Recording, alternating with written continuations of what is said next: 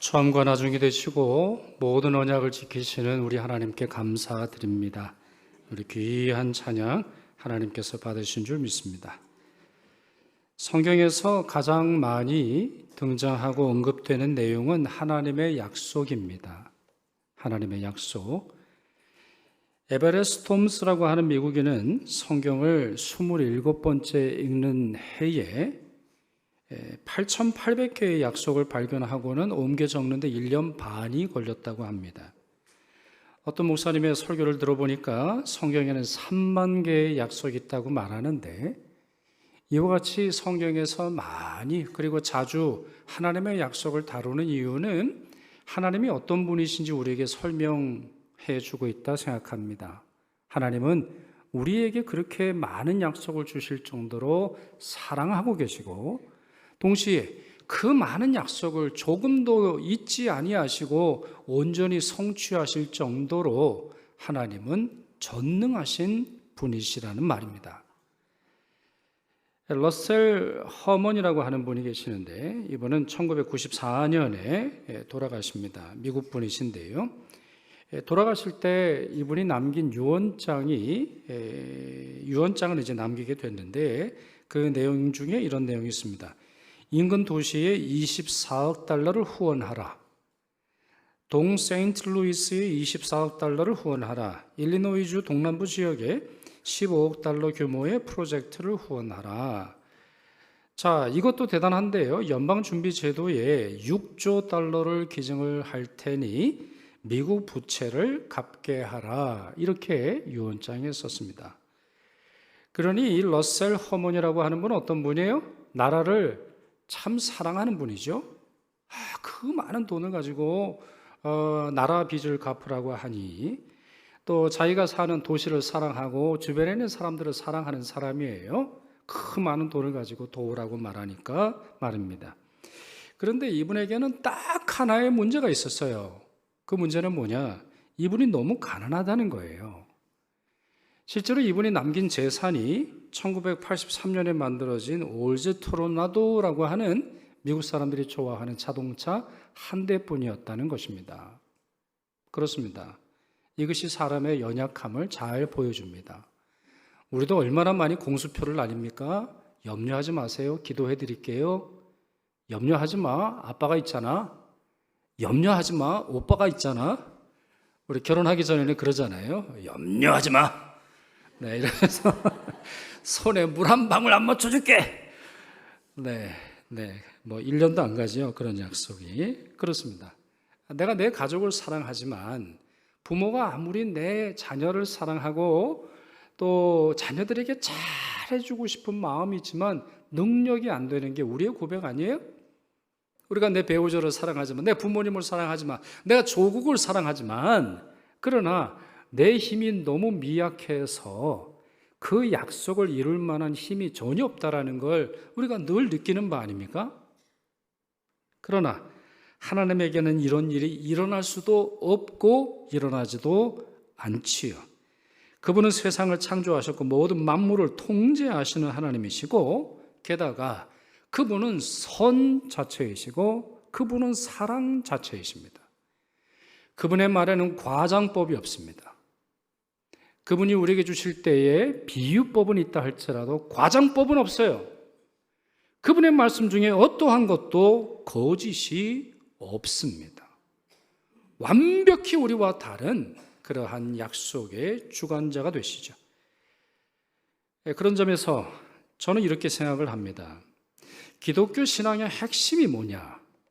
우리가 기독교인으로서 예수 그리스도를 믿고 하나님을 믿고 성령을 의존한다고 할 때 우리가 가지고 있는 핵심 중에 이 하나님의 약속이 있어야 된다 확신합니다. 달리 말해서 하나님의 약속을 받고 하나님이 주신 약속을 신뢰하고 그 약속의 성취를 기다리며 경험하는 것이 바로 기독교 신앙의 핵심 중 하나라는 거죠. 따라서 믿음의 사람들은 저마다 자기가 품고 있는 하나님의 약속의 말씀이 있기 마련입니다. 달리 말해 자기 자신이 하나님의 약속의 말씀을 아직 붙들지 못했다면 매우 어린 신자이거나 아직 신자가 아닐 수 있다는 것이죠. 저에게도 하나님께서 주신 약속의 말씀들이 있습니다. 그 중에 하나가 시편 31편 15절입니다. 좀 외우기 쉽게 시편인데 3.1절과 8.15를 합친 말씀이다. 이렇게 외우면 좋아요. 그래서 시편 31편 15절 말씀인데, 자, 이 말씀 우리 같이 읽겠습니다. 나의 앞날이 주의 손에 있사오니 내 원수들과 나를 핍박하는 자들의 손에서 나를 건져 주소서. 제가 처음으로 이 말씀을 유념해서 듣게 된 것은 저희 신학교 한 교수님의 설교를 통해서 이 말씀이 제 심장에 팍 박히는 걸 체험을 했습니다. 특별히 저는 이 말씀을 어느 때 더 붙들고 외우고 기도하냐면 병원에 갈 때.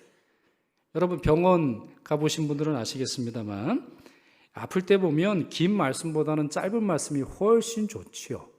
긴 말씀 우리가 암송하기 쉽지 않고, 왜? 우리 마음속에 두려움이 있고 떨리고 내일에 대한 걱정이 있을 때 짧은 말씀이 훨씬 도움이 돼요.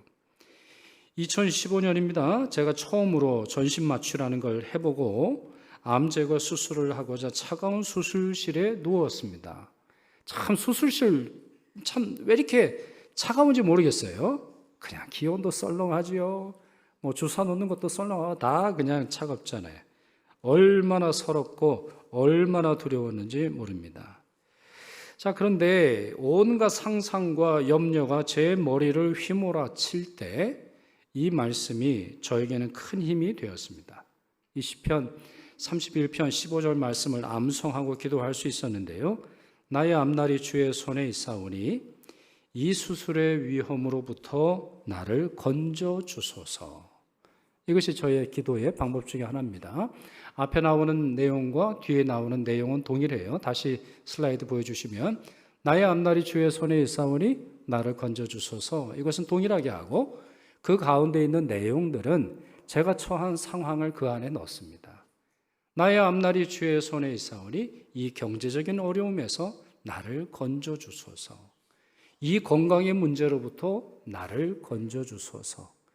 나를 흥분하게 하고 나를 두렵게 하는 이 현실에서 나를 건져 주소서. 이렇게 저는 적용을 하고 있습니다. 왜냐? 왜 수술실에서 이제 마취가 들어가고 마취가 약이 주입이 된 후에 저는 정신을 잃게 될 텐데 왜 이 말씀이 저에게는 기도에 큰 힘이 되느냐? 이 말씀이 저희를 향한 하나님의 약속의 말씀이라 믿기 때문입니다. 그렇기에 내 앞날은 나의 손에 있는 것도 아니고 내 통장 잔고에 달려있는 것도 아니고 내 부모님이나 내 가족의 손에 달려있는 것도 아니라 오직 하나님께 있음을 저는 믿습니다. 그렇게 어렵고 힘겨울 때마다 이 약속의 말씀을 붙들고 제 앞날을, 제 그 다음 날을, 아니면 제가 죽은 후에 제가 모든 것을 내려놓고 그 다음 다시 눈 뜰 때 천국으로 나를 인도해 주실 것을 믿고 맡길 수 있는 것입니다. 성경에 등장하는 하나님의 약속 종류가 있습니다. 성경을 여러분들이 이제 쭉 읽다 보면 그 약속이 어떤 의미의 말씀인지 여러분들이 해석하셔야 하는데 저는 3가지 종류가 있다 이렇게 생각합니다. 다 해서는 6가지고 3가지 분류가 있다 말하는데 자, 잘 들어보십시오. 그리고 꼭 기억하시면 좋겠습니다. 첫째 분류가 있습니다. 성경에 나오는 약속 중에는 영원한 약속이 있고 일시적인 약속이 있습니다. 그러니까 그 약속이 주어진 때로부터 성취될 때까지 변하지 않는 약속이 있고 올해 주신 약속이 있고 오늘 주신 약속이 있고 바로 지금 주신 약속의 말씀이 있다는 거예요. 이 2가지를 구분할 수 있어야 해요. 둘째, 모든 사람들에게 해당하는 보편적인 약속이 있고 어느 특정한 인물이나 아니면 나, 아니면 저 사람, 아니면 저 민족에게 주는 약속의 말씀이 있다는 거예요. 자, 보편적인 약속의 대표적인 말씀은 뭐겠어요? 우리에게 예수 그리스도를 보내주신다라는 것이죠. 또한 예수 그리스도께서 다시 오신다라는 거예요. 이거는 보편적이에요. 모든 사람들에게 해당하는 거예요. 단순히 그리스도인들을 구원하시고자만 하시는 게 아니라 예수 그리스도는 반드시 오십니다. 왜? 보편적 약속이니까. 그러나 어느 약속은 나에게 아무리 좋은 약속이라 할지라도 나에게 주시지 않은 약속이 있어요. 되게 우리의 습관은 뭐냐? 좋은 것들은 다 내 거고, 안 좋은 건 다 네 거고. 예를 들어서 뭐 성령의 은사 중에 방언과 예언과 병 고치는 건 다 내 거고, 섬김의 은사는 네 거고. 이게 우리의 이제 마음인데요. 그렇지 않다라고 하는 거예요. 하나님이 정해 주시는 게. 마지막 세 번째, 무조건적인 약속이 있고 조건적인 약속이 있어요. 자, 이건 구분하기 어렵지 않죠? 무조건적인 약속이라고 하는 것은 조건이 없어요. 그러니 이 약속의 성취는 누구한테 달려있죠? 하나님에게 달려있어요. 우리에게 달려있는 게 아니에요. 반면에 조건적인 약속은 다르지요. 조건이 따릅니다. 특별히 이제 조건적인 약속이냐 아니냐를 쉽게 이해할 수 있는 것은 만일 이렇게 하면 이와 같은 내용이 문장으로 있게 될 때는 조건적인 약속이 되는 것이죠. 달리 말해서 우리의 순종에 달려있다라는 것인데 다음 성경 구절이 좋은 예로 들을 수 있을 것 같아요. 말라기 3장 10절 같이 읽겠습니다. 만군의 여호와가 이르노라 너희의 온전한 11조를 창고에 들여 나의 집에 양식이 있게 하고 그것으로 나를 시험하여 내가 하늘문을 열고 너희에게 복을 쌓을 곳이 없도록 붙지 아니하나 보라. 자, 이 말씀의 약속의 내용은 뭐죠? 약속의 내용은 하늘문을 열고 복을 쏟아 부어 주겠다는 거예요. 그러나 모든 사람들이 이 복을 경험합니까? 그거는 아니에요. 왜? 앞에 뭐라고 되어 있어요? 너희의 온전한 11조를 창고에 드려라. 여기서의 창고는 성전의 창고, 하나님께 드리라고 하는 거죠. 자, 이와 같은 조건을 통해서 하나님이 주시는 미래의 복이 임한다고 하는 거예요. 그러니 이건 어떤 약속이에요? 조건적인 약속이 되는 것이죠. 자, 또 하나의 조건은 이것은 이제 모든 시대에 해당되는 것이 아니라 말라기 시대에 해당되는 말씀이기도 합니다. 이 말라기 시대에는 이제 구약이 끝나갈 시대인데 말로는 하나님을 말하면서 얼마나 조작을 많이 하고 교회에 있어서 장부 조작이든 우리식으로 말해보면 그와 같이 거짓으로 하는 많은 것들을 하나님께서 염두에 두시고 하는 말씀으로 볼 수 있는 것이죠. 자, 야고보서 1장 5절과 6절도 보시죠. 같이 읽습니다. 너희 중에 누구든지 지혜가 부족하거든 모든 사람에게 후히 주시고 꾸짖지 아니하시는 하나님께 구하라. 그리하면 주시리라. 오직 믿음으로 구하고 조금도 의심하지 말라 그랬어요. 자, 둘째 줄 보세요. 모든 사람에게라고 했네요. 그러니 이거는 보편적 약속입니까? 아니면 특정한 사람에게만 준 약속입니까? 보편적 약속입니다. 성경에서 모든 사람들에게, 모든 이에게라고 하는 것은 보편적이에요. 정말 모든 사람들에게 똑같이 주시겠다는 거예요. 자, 약속의 내용은 뭐지요? 지혜를 주시겠다는 거죠. 그래서 너희 중에 누구든지 지혜가 부족하거든 이라고 되어 있으니까 지혜를 주시겠다라고 하는 거예요. 그럼 조건은 뭡니까? 두 가지예요. 자, 두 가지 다 찾아보세요. 세 번째 줄에 뭐라고 되어 있습니까? 하나님께 구하라, 기도하라. 자, 이건 첫 번째 조건이고 두 번째 조건은 뭐죠? 조금도 의심하지 말아라.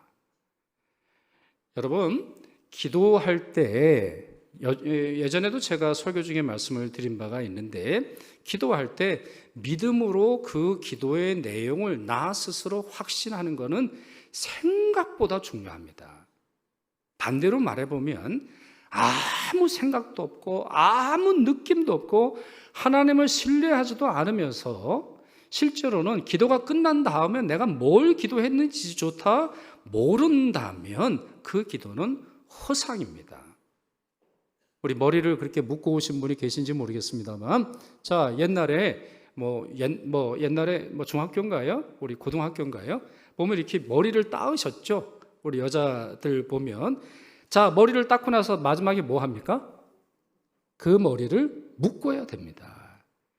아무리 예쁘게 따놔봐야 그 끝을 묶어놔야 그게 풀리지 않는 것처럼 지혜가 필요합니다. 하나님의 약속이 필요합니다. 하나님의 도우심이 필요합니다. 기도하기는 하는데 의심 속에서 기도하고 염려 속에서 기도하고 하나님께서 들어주실까 의심하면 그 기도는 효력을 발하지 못한다는 거예요.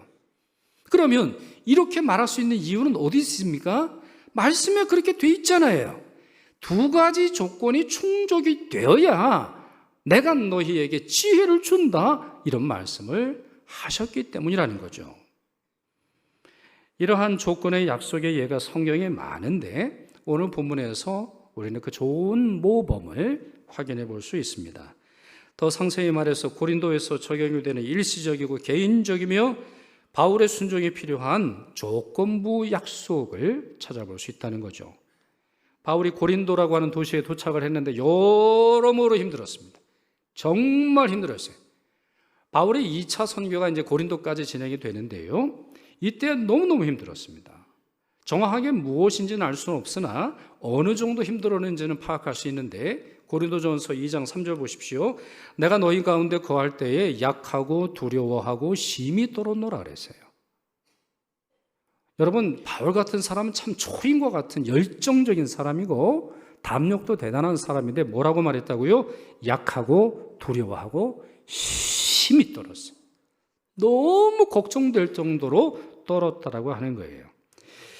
가장 큰 이유는 두 가지로 보입니다. 그의 육신의 상태도 약해졌을 수 있고 아니면 그 전에 있었던 아테네 선교가 너무 어려웠어요. 논쟁 속에서 여러 힘겨운 상황 속에서 계속되지 않았나 추측할 수 있는데 두 가지로 추측할 수 있습니다. 첫째는 고린도 사람들 때문이에요. 고린도 사람들은 어떤 사람들이냐? 교만과 부도덕함에 있어서는 타의 추종을 부러워하는 사람이에요. 고린도는요 아주 부유한 도시고 우리 해안에 있는 그런 도시인데 아주 무역이 성행했던 그런 도시죠. 그래서 이곳에는 돈이 넘쳤고 똑똑한 사람도 많이 있고 또 이 사람들을 즐겁게 하려고 하는 여러 오락들이 많았어요. 그래서 정말 간단히 말씀드리면 이 고린도의 중요한 도시는 사창가와 점 보는 집들이 쫙 깔려 있다고 말할 정도로 정말 영적으로 혼탁하고 도덕적으로나 아니면 사람들의 심성이 그렇게 약할 수 없어요. 게다가 교만합니다. 교만해요. 여러분들은 교만한 사람을 별로 만나보지 못하셨겠습니다만 지금 표정들이 다 그러세요. 교만한 사람을 만나면 얼마나 힘든지 몰라요. 뭔 얘기를 하겠어요? 자기가 다 안다 그러는데, 자기가 너무너무 똑똑하다는데 뭘 얘기를 하겠어요?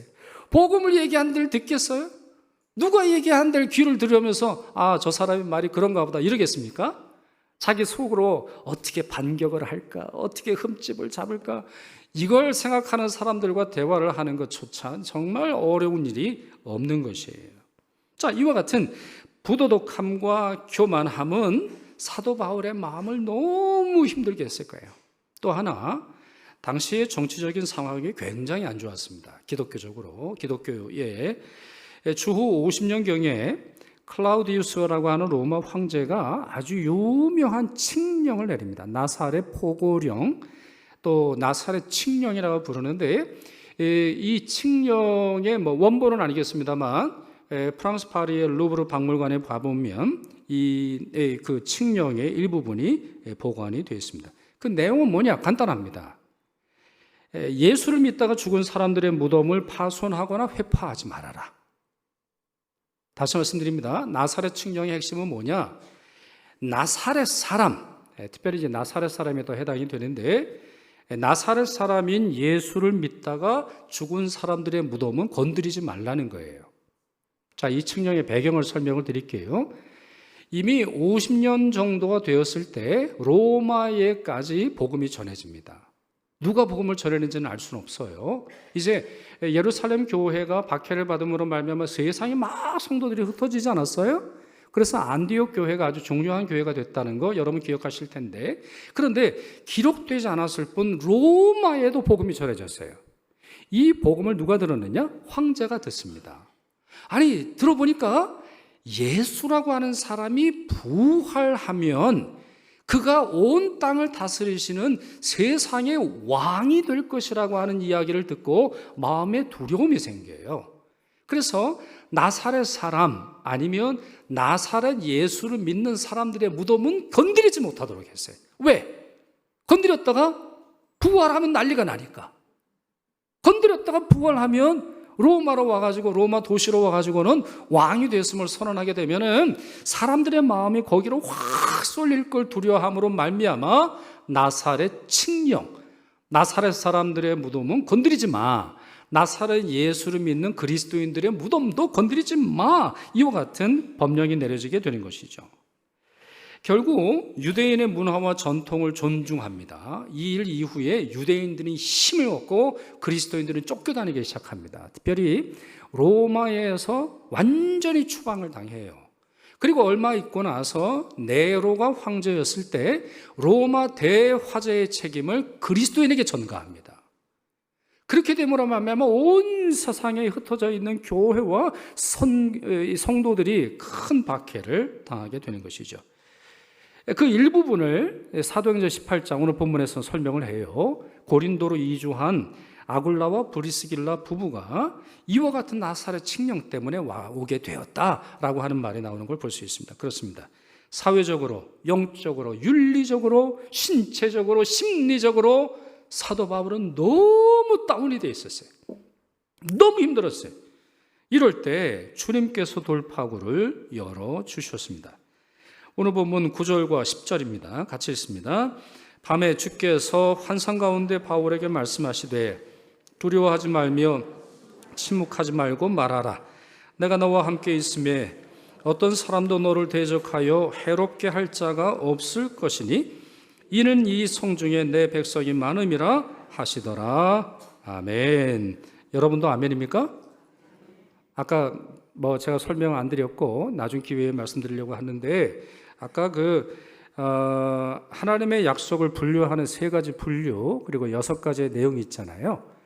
이 분류를 하는 데에서 우리에게 2가지가 필요합니다. 첫째로는 기도입니다. 기도를 통해서 나에게 주신 말씀인지 다른 사람에게 주시는 말씀인지를 이해할 수 있어요. 둘째는 믿음으로 선택하는 겁니다. 그런 점에서 여러분, 오늘 이 본문의 말씀 9절과 10절의 말씀을 믿음으로 선택하시기 바랍니다. 하나님께서 여러분에게도 주신 말씀으로 여러분들이 받아들일 때 그 말씀이 여러분에게도 의미를 주는 거예요. 자, 이 말씀은 보편적인 말씀은 아니에요. 이 말씀은 일시적인 말씀이에요. 왜? 빌립보에서는 감옥에 갔죠. 그리고 그 전에서는 한 성에서 돌을 맞아가지고 죽을 뻔하지 않았어요? 그러니까 하나님께서 해롭게 하신다라고 하는 약속의 말씀은 그 도시에 들어갈 때 이 도시에 주어지는 그런 약속이지 앞으로 계속되는 건 아니에요. 그 후로 사도 바울은 여러 고난을 당합니다. 일시적인 말씀이에요. 그런데 그 일시적인 약속이 뭐지요? 너를 대적하여 해롭게 할 자가 없을 것이다. 내가 너와 함께 할 거다. 내가 너와 함께 한다라고 하는 것은 보편적인 말씀이에요. 모든 성도들에게 주신 말씀이죠. 그러나 해를 당하지 않을 거다. 이 말씀은 이곳에서 주어진 말씀인데 여기에 조건이 있죠. 뭐죠? 앞에 나오는 말씀 아닙니까? 두려워하지 말아야 돼요. 침묵하지 말아야 돼. 주의 복음을 전해야 돼. 이게 조건이에요. 가만히 틀어박혀가지고 걱정하고 근심하고 염려하고는 이 하나님의 조건적인 약속을 경험할 수 없어요. 자, 그러면 다시 말씀 보여주시면 이렇게 하시는 이유가 나오는데, 이 성중에 내 백성이 많다. 아직 복음을 듣지 않아 회심하지 않았을 뿐 하나님의 말씀이 들려지면 믿을 자가 많다는 거예요. 그러니 나는 너에게 명령한다. 너는 두려워하지 말고 침묵하지 말고 지속적으로 선포해라. 그럴 때 나는 너를 지켜줄 것이다. 이런 말씀을 하신다는 거죠. 결국 바울은 이 약속의 용기를 냅니다. 고린도에서 1년 6개월을 거해요. 굉장히 긴 시간을 거하게 되죠. 그 도시 사람들에게 말씀을 가르쳤고 주님께서도 유대인들의 핍박을 막아주십니다. 기적적인 일로 막아주세요. 정치가에게 호소했는데 정치가가 너희들 마음대로 해, 완전히 그 보호하는 결과로 이어지는 그러한 내용을 우리가 읽어볼 수 있죠. 전도의 역사가 그곳에서 일어났습니다. 주님께서 주시는 이 약속의 말씀을 신뢰하고 순종했더니 이런 결과가 일어나는 거예요. 그런데요, 오늘 본문 사도행전 18장은 매우 독특한 내용이 하나 더 나옵니다. 그 내용은 뭐냐? 바울은 이렇게 주님 약속을 의지하여 큰 역사를 경험했는데 하나, 사도 바울 역시 하나님께 약속을 드리고 있다는 거예요. 여러분, 이 사실이 우리를 참 부끄럽게 합니다. 우리도 하나님의 약속 얼마나 좋아합니까? 우리를 도와주시겠다라고 하나님의 약속, 우리의 자녀들을 이끌어 주시겠다라고 하는 약속, 부유하게 하겠다라고 하는 하나님의 약속, 흔들어 차고 넘치도록 부어주시겠다라고 하는 하나님의 약속은 그렇게 좋아하면서도 하나님께 약속을 드리는 분 얼마나 계십니까? 아니면 그 약속에 감사하여서 자신의 것들을 드리는 성도는 얼마나 많이 있습니까? 사도 바울은 자신도 스스로 약속을 하나님께 드리고 있습니다. 18절 보시죠. 바울은 더 여러 날 머물다가 이제 고린도 선교가 다 끝나고 정리합니다. 형제들과 작별하고 배 타고 수리아로 떠나갈새 브리스길라와 아굴라도 함께 하더라. 브리스길라와 아굴라는 고린도에서 만났다는 거 말씀드렸죠. 자, 그런데 바로 이럴 때 이 떠나는 와중에 예루살렘을 가는 도중에 뭘 했어요? 바울이 일찍이 서원한 것이 있었으므로 겐그레아에서 머리를 깎았더라라는 말이 나옵니다. 그러니까 머리를 깎았다라고 하는 말은 뭐냐면 하나님, 이제 약속을 다 지켰습니다. 제가 하나님께 서원하고 이렇게 하겠다라고 하는 약속을 이제 다 지켰습니다. 그러나 이제 제 그다음 말씀을 자세히 설명드리지 않겠습니다만 예루살렘의 성전에 가서 예배를 드리는 걸 자기가 서원한 내용 중에 하나라는 걸 우리가 이해할 수 있습니다. 여기 이제 서원이라고 하는 말이 나오는데 이 말은 대부분의 주석학자들이 뭘로 이해를 하느냐? 나시린 서원이라고 그렇게 해석을 합니다. 왜냐하면 머리를 이제 잘랐다고 되어 있으니까. 구약 성경에 보면 나실린이라는 사람이 있습니다. 이 말은 뭐냐면 일정 기간 하나님께 자신을 서원하는 거예요. 그래서 공개적으로 나는 나실인입니다 이렇게 선언합니다. 그럼 뭘 하냐면 머리카락을 자르지 않습니다. 포도주를 마시지 않습니다. 그리고 시체를 가까이 하지 않습니다. 이것은 세 가지 중요한 내용일 뿐 오락을 금합니다. 하나님이 원하시는 거룩함에 자기 자신을 다 드릴 수 있도록 합니다. 그 중요한 목적은 뭐냐? 하나님께서 내게 주신 약속에 대한 감사로. 내가 하나님께 감사하는데 립 서비스 정도가 아니라, 물론 우리는 립 서비스도 안 하잖아요. 감사합니다도 안 합니다만 립 서비스가 아니라 나를 가장 아름답고 거룩하고 소중하게 만들어 내 서약의 선물로 하나님이 내게 주신 그 약속의 보답으로 드리는 행동이 되는 것입니다. 현대인들에게 해당되는 것으로 볼 때 저는 거울복이라고 생각을 합니다. 여러분, 거울을 왜 보죠? 거울을 보는 이유는 내가 나 자신을 점검하는 거 아니에요? 오늘 여러분 거울 다 보고 오셨죠? 왜 웃으시지? 네. 여러분 당당하셔도 돼요. 지금 보니까 어디 가서 그 화장품 광고 나가셔도 될 거라고 보이는데 오늘 화장도 잘 하셨고 머리도 하여튼 완벽합니다. 2층도 보니까 하여튼 완벽합니다. 자, 그러나 생각을 해보시죠. 좀 철학적으로 생각해보죠. 또 신학적으로 생각을 해보세요. 거울을 보는 건 뭐예요? 내가 내 기준에 적합한지 나를 보는 거예요. 만약에 이게 그렇지 않으면 남에게 봐달라고 하지 않겠어요? 그렇지 않겠습니까? 예를 들어서 저도 설교 원고를 준비할 때 제 아내에게 봐달라고 합니다. 정말 중요한 설교를 할 때가 있습니다. 몇 가지 1년 중에 정말 중요한 설교를 할 때가 있어요. 그 중에 하나가 우리 새 생명 축제와 같은 날들, 여러분은 쉽게 생각할지 모르겠어요. 저로서 너무너무 떨리는 일입니다. 제가 이제 교회 처음 나온 분에게 하나님의 말씀을 전해야 하는 입장에서 쉽지 않아요.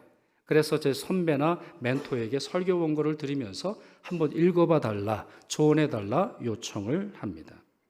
그런 거예요. 영성이라고 하는 것은 내가 나 자신을 보고 평가하고 만족하는 것이 아니라 내 스스로 겸손하여서 하나님께 내 기준을 맞추는 과정이 필요하고 맞추는 시간이 필요한데 바로 그것이 나실인 정신인 것이에요.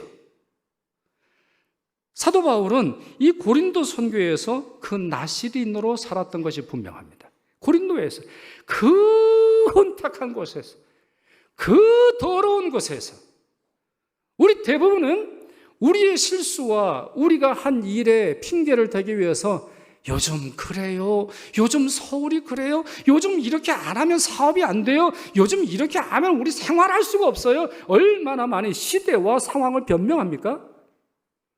그러나 하나님의 약속을 신뢰했던 사도 바울은 자기 자신을 그것으로부터 중단시키고 오직 거룩하게 자기 자신을 하나님께 드리고자 서원했어요.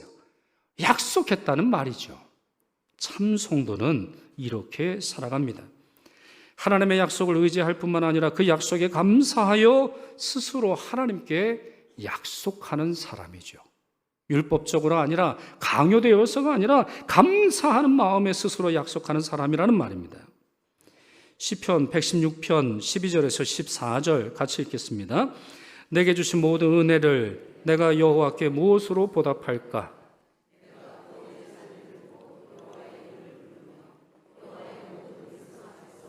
나는 나의 소원을 여호와께 갚으리로다. 아멘. 여러분, 우리는 하나님의 은혜를 뭘로 보답할 수 있을까요? 본문에는 두 가지라는 거죠. 내 구원의 자를 들고, 무슨 말이에요? 나를 구원하신 사실. 그 사실이 너무너무 감격스럽고 눈을 뜰 때마다 좋고 그 사실을 의지하여 하나님 품에 안길 것을 생각하며 감사의 찬양을 드린다는 거예요. 둘째로는 내가 모든 백성 앞에서 내가 한 서원, 약속을 여호와께 갚는 것이라는 거죠. 또 다른 말씀도 보시겠습니까?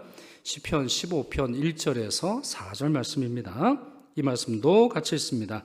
여호와여, 주의 장막에 머무를 자 누구오며 주의 성산에 사는 자 누구오니이까? 그의 마음에 소원한 것은 해로울지라도 변하지 아니하며. 자, 말씀을 잘 보십시오. 이제 눈을 부릅뜨시고 말씀을 보세요. 여호와여, 주의 장막에 방문할 자 누구 오며 이랬나요? 그렇지 않아요. 아니면 여호와여, 주의 장막에 여러분 보여드릴 수 없어서 죄송한데 다리 한쪽만 걸친 자 누구 오며 이렇게 되어 있나요? 뭐라고 되어 있죠? 주의 장막에 머무를 자, 주의 성산에 사는 자. 그러니까 한두 번의 약속만 받고 뒤로 빠져서 세상에 도취돼 살지 않는 사람은 누구입니까? 성전 문을 밟기는 해요. 성전 문을 통과하고 성전 뜰을 밟기는 하는데 그 가운데서 여호와의 임재 속에서 살아가고 여호와께서 주시는 영원한 축복과 그 약속의 말씀을 누릴 자가 누구입니까? 이렇게 묻는 겁니다. 자, 그 말씀이 이제 계속되는데 그 가운데 4절에 보면 이런 말씀이 있어요. 그 마음에 서원한 것은 해로울지라도 변하지 않는 자라는 거예요. 여러분, 이건 너무 당연한 거 아닙니까? 하나님으로부터 영원한 약속을 기다리면서 자기가 하나님께 드린 약속은 그렇게 쉽게 변질해버린 그와 같은 내용이 어떻게 있을 수 있겠습니까? 그렇습니다. 하나님의 약속을 통해서 은혜를 베푸시며 참 성도는 자신의 소원으로 하나님의 은혜에 보답하게 합니다. 약속이라고 하는 것은 하나님이 나를 향한 은혜의 초청이고 은혜의 선물일 뿐만 아니라 나 역시 하나님 그 놀라우신 은혜에 지속적으로 참여하게 하는 방법이 된다는 것입니다. 그렇게 소원한 후에도 왠지 소원해보는 것 같아도 그 소원한 것을 이루고 마는 것이죠. 이런 참 성도의 모범을 따라 살아가는 여러분 되시기를 축원합니다. 그리고 그렇게 하시려면 이번 주 그리고 이번 올해가 다가기 전까지 두 가지를 꼭 하시라 말씀드리고 싶습니다. 첫째로 이번 주 목요일, 금요일, 토요일까지 계속되는 부흥사경회에 꼭 오시기를 바랍니다. 부흥사경회는 하나님의 약속의 말씀을 받는 시간입니다. 약속의 말씀을 받는 시간이에요. 그러니 여러분이 간절히 사모하며 기다리며 참여하셔야 돼요. 어떤 약속의 말씀인지 모르잖아요. 그게 만약에 그 시간에 받지 않으면 여러분들이 영원히 놓쳐버리는 말씀이면 어떻게 하시겠어요? 오셔야 되는 거예요. 쉬운 방법이 아니라 헌신하시고 주의 은혜에 참여하고자 노력하시기를 바랍니다. 둘째로 벌써 9월 마지막 주일입니다. 9월 20일이고 9월 29일이고 내일이 이제 30일이면 10월이 시작이 됩니다. 이제 연말로 한 해의 시간표가 흘러가는데요. 여러분의 소원을 잘 점검해 보시기를 바랍니다. 하나님의 약속을 받았으나 여러분이 순종하지 않음으로 말미암아 방치된 약속은 없는지 살펴보십시오. 그리고 올 초에 또 아니면 올 연중에 하나님 앞에서 결심하고 약속했던 것을 잊고 있었거나 외면한 것은 없는지, 취소하고 싶어 하는 것은 없는지 다시 돌아보시면서 그 약속을 이루시고 온전한 복과 은혜로 나아가시는 여러분 되시기를 축원합니다. 기도하겠습니다. 전능하신 하나님, 오늘도 귀한 영의 양식을 내리사 주의 뜻을 깨닫게 하시니 감사드립니다. 주님 말씀대로 하나님의 약속을 귀하게 받아 마음에 새기고 순종하려 합니다. 또한 저희도 주의 은혜에 보답하고자 소원하며 소원한 것을 신실하게 지키려 하오니 저희 마음 받아 주옵시고 주의 약속 따라 살도록 성령께서 친히 도와 주옵소서. 우리 주 예수 그리스도의 이름으로 기도드리옵나이다. 아멘.